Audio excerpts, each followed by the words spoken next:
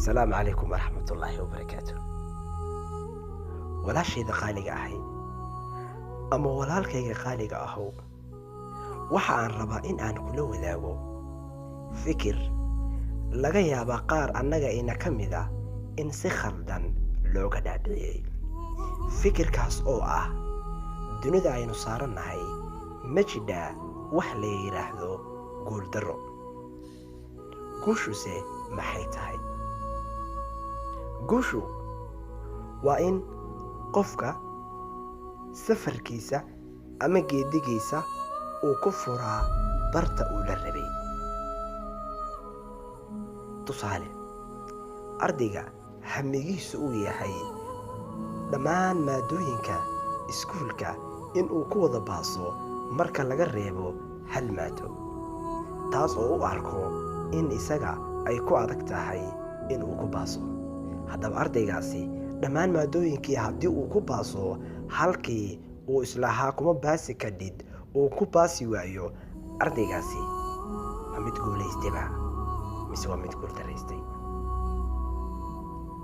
tusaale kale, ardayga hamigiisu uu yahay dhammaan maadooyinka inuu ku wada baaso, haddii dhammaantood maadooyinkaas sidii la rabay uu ugu baaso, ardaygaasuna adiga aan ku weydiinayaa walaalkay qaaliga ahow ama walaashayda qaaliga ahay, waa mid guulaystayba mise waa mid guuldarraystay? tusaale kale, ardayga hamigiisu uu yahay inuu fasalkiisa uu ugu sarreeyo, ardaygaasi ma mid guulaystayba mise waa mid guuldarraystay?